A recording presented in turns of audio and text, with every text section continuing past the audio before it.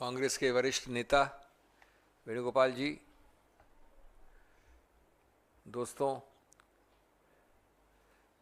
बिट्टू जी, हमें भी पता है कि नया नया मुर्गा और जोर से बांग देता है। रवनीत सिंह बिट्टू को देखकर वो पुरानी कहावत याद आ जाती है, नया मुल्ला ज्यादा प्याज खाता है, नया मुल्ला ज्यादा अजान देता है। This desperate attempt to show your loyalty for a person whose entire career, entire name and fame is because of his existence in the Congress party. लेकिन वो एक व्यक्ति विशेष की बात है, मैं ज़्यादा व्यक्ति विशेष की बात नहीं करना चाहता। मेरे वरिष्ठ मित्र वेणुगोपाल जी ने आपको 6-7 उदाहरण दिए हैं, मेरे पास और भी हैं, मैं उनको हिंदी में दोहराना नहीं चाहता, विस्तृत रूप से हैं और नाम भी हैं। लेकिन मूल मुद्दा क्या है? मूल मुद्दा है कि क्या दिखाता है आपको, क्या दर्शाता है इस सत्तारूढ़ पार्टी के बारे में, इस प्रधानमंत्री के बारे में, इस गृह मंत्री के बारे में, इस देश की गणतंत्र की परिभाषा के बारे में। ये एक अत्यंत दुर्भाग्यपूर्ण साजिशनुमा वातावरण है, सोच समझकर बनाया गया और किया गया एक अभियान है राहुल गांधी की जान और माल को खतरे में डालने के लिए, राहुल गांधी के अस्तित्व को खतरे में डालने के लिए। और ये उकसाने की राजनीति है, ये हिंसा के लिए निमंत्रण देने की राजनीति है, ये एक जंगल राज के लिए निमंत्रण देने की राजनीति है। इसका क्या मतलब हुआ? इसका मतलब है कि आप इस गणतंत्र की परिभाषा चाहते हैं, भय की परिभाषा, घृणा, हेट्रेड की राजनीति, असंवैधानिक वार्तालाप की शैली। और इन सब के साथ ये सबसे ज्यादा दुर्भाग्यपूर्ण बात है, सन्नाटे वाली चुप्पी। सन्नाटे वाली चुप्पी नंबर 1 की और नंबर 2 की। और अगर कोई समझदार आदमी भी बीजेपी के अंदर से, वहां भी समझदार आदमी है कुछ, अगर एक भी समझदार आदमी बीजेपी के अंदर भी इस बात का खंडन करता है या भर्त्सना करता है, जो कि पूरे देश को एक आवाज में करनी चाहिए, तो मोदी जी और माननीय शाह जी और बीजेपी उनको निष्कासित कर देंगे, उनको निलंबित कर देंगे, उनके प्रमोशन को रोक देंगे, उनको विक्टिमाइज करेंगे। ये नहीं कि जिन लोगों ने ये बोला है उनको गिरफ्तार करना चाहिए, कानून के अंदर गिरफ्तारी तो दूर, इन लोगों के प्रमोशन का रास्ता ऐसे वक्तव्य हैं। ये वक्तव्य है पासपोर्ट, प्रमोशन का पासपोर्ट, अपने फायदे के लिए, बोनस लेने के लिए, दंडित होने के लिए नहीं। आप सोचिए, किसी देश में अभी एक ऐसा असैसिनेशन अटेम्प्ट हुआ और देशों में और जगहों पे, तो पूरे प्रतिद्वंद भी हो तो भी वहां के उच्चतम लोग इस बात की भर्त्सना करते हैं, कहते हैं कि इसका कोई जगह नहीं है गणतंत्र में। एक वाक्य, एक शब्द नहीं निकला माननीय प्रधानमंत्री और गृह मंत्री या किसी वरिष्ठ नेता से, वाक्यों से नहीं निकला, डर के मारे, भय के मारे। लेकिन इससे संदेश क्या जाता है? संदेश जाता है कि और करो, और करो, हम तुम्हारे साथ हैं, हम तुम्हारा समर्थन कर रहे हैं। ये बहुत दयनीय हालत बना दी है इस लोकतंत्र और गणतंत्र की। लेकिन हमें गर्व इस बात का है कि अभी भी इस देश में कुछ कानून बचा है, कुछ न्याय बचा है, न्यायपालिका बची है, ढांचे बचे हैं, संस्थाएं बची हैं, और हम हर कानूनी तरीके से उसका प्रयोग करेंगे ऐसे लोगों को सही रूप से कानून के अंतर्गत दंडित करने के लिए।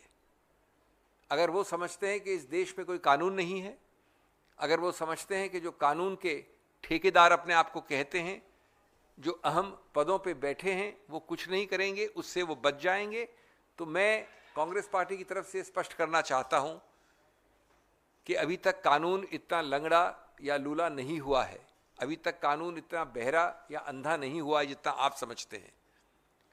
हम कानून के दरवाजे खटकाएंगे, वो प्रक्रिया शुरू हो गई है, और जो कड़े से कड़ा दंड होता है संहिता के अंदर, जो कड़े से कड़ा दंड होता है वो हम दिलवा के छोड़ेंगे ऐसे लोगों को। लेकिन ये काम न मुझे करना चाहिए, न वेणुगोपाल जी को करना चाहिए, न कांग्रेस पार्टी को करना चाहिए। ये तो अग्रिम पंक्ति में आकर मोदी जी को करना चाहिए था, उससे उनको सराहना मिलती। लेकिन अंदर का द्वेष, अंदर की भावना, अंदर की गुस्सा, अंदर की घृणा इतनी ज्यादा है कि वो करने में बेकाबिल हैं। ये दुर्दशा है, ये दुर्भाग्य है इस देश का, इस पद का। और ये एक चीज और दिखाता है, ये दिखाता है कि BJP is a party in panic. These statements demonstrate that. For the last decade, every time Rahul Gandhi has raised his voice on any issue about a community, about fear-mongering, about minorities, the BJP has gone into panic mode. Look at the supreme irony. And this they have done when Rahul Gandhi raises his voice about SCs, STs, OBCs also. They have only responded in one manner, calling him anti-national. Look at the supreme irony of this. This irony is very, very funny, sad and ironical. Please ask any BJP person, when those 3 black farmer laws were passed, what did the BJP party say about this community, about the farming community? The memes, the tweets, the abuses, the anti-national tirade against them. About these very people, please check up the social media, check up the 2021-22 period. You can't hide it. And they are the persons calling us the anti-national. They have said it about this whole community so many times. And I would like to throw a counter challenge. Tell me one example where the Honorable Prime Minister or the Honorable Home Minister intervened at that time, when their chosen agents were abusing this very community or this very farming samuday. I think that democracy requires a democratic response. That democratic response may be a little late in coming, but come it will.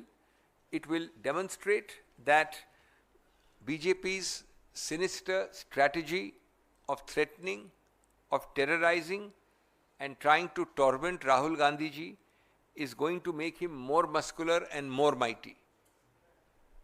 It will show that this government, this ruling party is clearly instigating, inciting and igniting hatred, a terrible invitation to violence against a constitutional leader of the opposition. This is the tragedy of Indian democracy.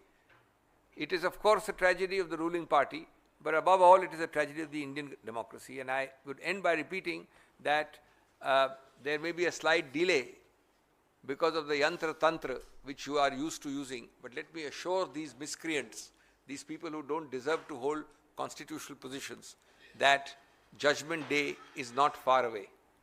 Thank you.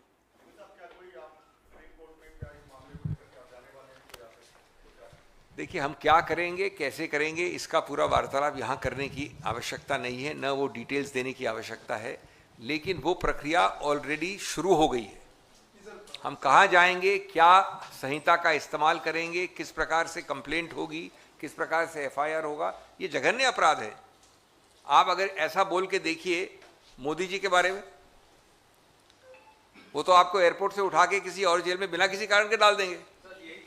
Singhvi साहब इधर, सिंघवी साहब एक कर, सिंघवी साहब इधर इधर इधर इधर इधर इधर बाएं साइड इधर। अच्छा सर, एक करके आज रवनीत बिट्टू ने एक वीडियो जारी किया अपने बयान का। उन्होंने कहा है कि राहुल गांधी और पन्नू दोनों एक भाषा में बोल रहे हैं, एक दूसरे का समर्थन कर रहे हैं, इसलिए हमने उनको टेररिस्ट कहा है, क्योंकि पन्नू एक टेररिस्ट है, इसको सरकार मानती है, और राहुल गांधी और वो एक दूसरे की भाषा में बोल रहे हैं, इसलिए हमने उनको टेररिस्ट कहा है। इसलिए खड़गे साहब बताएं कि मैंने क्या गलत कहा है। तो हम बता ही रहे हैं आपको। मैं आपको टेररिस्ट बुला लूं इसलिए जिससे आप किसी से बात कर रहे हैं वो दूसरा आदमी टेररिस्ट है और आप बात करें तो आप भी टेररिस्ट हो गए। और मैं अगर टेररिस्ट बुला लूं आपको तो आप क्या करेंगे? कोई टेररिस्ट, आतंकवादी बिट्टू साहब की डिक्शनरी में बहुत छोटा शब्द होता होगा, शायद वो इन लोगों के साथ रहते होंगे इसलिए उनको शब्द का बड़ा नहीं लगता, लेकिन राहुल गांधी के लिए एक आक्षेप है, एक बहुत बड़ा जबरदस्त आक्षेप और आरोप है। लीडर ऑफ द ऑपोजिशन को आपने टेररिस्ट कह दिया, आतंकवाद, और उसमें आपने एड इंसल्ट टू इंजरी। आप उसके बाद पूछ रहे मैंने क्या कहा? आतंकवादी कह दिया, संवैधानिक पोजीशन को, और पूछ रहे क्या कहा मैंने? तो इसका जवाब तो मैं समझता हूं कानूनी प्रक्रिया से मिलेगा, कड़ा मिलेगा, सीधा मिलेगा, संक्षिप्त मिलेगा और ठोस मिलेगा, और थोड़ा दर्दनाक भी मिलेगा। सर, आप लोग लगातार ये बोल रहे हैं कि जिस तरह के बयान राहुल गांधी को लेकर आ रहे हैं, राहुल गांधी को थ्रेट भी है, तो क्या आप लोग उनकी सुरक्षा को लेकर भी सरकार से कोई मांग करते हैं कि उनकी सुरक्षा बढ़ाई जाए, क्योंकि इस तरह के बयान बार बार राहुल गांधी को देखने को मिल रहे हैं? देखिए, जैसा वेणुगोपाल जी ने कहा, हम किसी से कोई भीख मांगने नहीं जाने वाले। समझ लीजिए, हम और ये कुछ नहीं कहते हैं आज। इसका उत्तरदायित्व किसके पास है? विपक्ष के ऊपर है। इस देश में सुरक्षा करने का उत्तरदायित्व विपक्ष के ऊपर दे दिया है। तो फिर आप क्यों बैठे सत्ता में, क्यों बैठे सरकार में? देश के कानून का जो मूल तत्व वो ये है कि आप सत्ता में हो या सत्ता में न हो, जो एक पब्लिक फिगर है, अगर उसको थ्रेट परसेप्शन है तो उत्तरदायित्व आपका बनता है। तो ये प्रश्न हमसे कैसे कर सकते हैं, और हम जाके भीख मांगेंगे उनसे? सिंघवी जी, सवाल ये है कि एक सज्जन है जो कहते हैं, इधर सामने आपके। अच्छा, सॉरी, हाँ, मैं उधर देख रहा था। सर, सवाल मेरा ये है कि एक सज्जन है जो ये कहते हैं कि जुबान हम काट लेंगे राहुल गांधी का, काटने की धमकी वो देते हैं। सवाल इसमें यह है मेरा सर कि जो लोग कार्रवाई उनके ऊपर नहीं कर रहे हैं, क्या आप मांग करते हैं कि उनके ऊपर भी कार्रवाई होनी चाहिए? क्या वैसा कोई प्रावधान है? देखिए, जो लोग इस मामले में चुप्पी साधे हुए हैं और टिप्पणी नहीं कर रहे हैं, वो जनता के कटघरे में खड़े हैं। They are standing in the bar of the people in a democracy that is the best जज एंड द हार्शेस्ट जज। पहला प्रश्न ये है। दूसरा, अभी तो उनके अगेंस्ट एक्शन शुरू नहीं हुआ है जिसने ये कहा है। उसके बाद अलग अलग नंबर आएगा, चाहे गणतांत्रिक नंबर आए, चाहे कानूनी नंबर आए, नंबर सबका आएगा। सर, आप जनरल सेक्रेटरी ऑर्गेनाइजेशन है, तो क्या कांग्रेस संगठनात्मक स्तर पे, क्या आप प्रदेश के स्तर पे भी, क्योंकि आज जैसे दिल्ली में प्रदर्शन हुआ, क्या आप सब जगह करेंगे इसको पूरे देश में? और दूसरा ये कि पार्लियामेंटेरियन सिस्टम के अंदर भी, क्यों सिंस वो एलओपी हैं, तो क्या पार्लियामेंटेरियन सिस्टम में भी कुछ इस तरह की गुंजाइश है जहाँ पे आप किसी कमेटी में, चाहे वो प्रिविलेज हो, एथिक्स कमेटी हो, वहाँ पर ये बात लेकर जाएंगे क्या? एटलीस्ट स्पीकर से। Basically, this without giving directions, spontaneous reaction already happened all over India. Today, yesterday, all over India, state headquarters and even district headquarters, our workers are agitating. They are in a more agitative mood. Certainly, the concern of the Congress party will reflect in coming days. Certainly. Mr. Singhvi, I just want to remind you about what happened with Pawan Khera and the Assam police. Multiple FIRs were lodged and you finally got him relief from the Supreme Court. In this case, there have been various comments, as you say, and Mr. Venugopal says there's a conspiracy. Are you planning to take this legally, because or can your state police at various, in say Karnataka or Telangana, attempt to do an FIR? How do you plan to do it? What is the process? See, I have already partly answered this question. You can take it that we are going to exercise all the legal options available to us.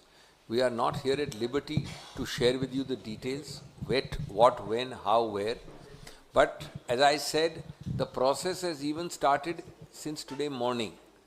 It takes time, no doubt, and it will be invoking all those provisions created for these offences, very serious nature of which is described and reflected in these statements. However, this does not mean what prevents the government of the day from taking this action. That is the real issue I am trying to say. It's a different whether Venugopal or Singhvi will take it. That's not the point. What is it that you are so polarizing in this country that this government cannot take cognizance through its police forces of such terrible acts and immediately put a stop to them? That is the real issue for the country.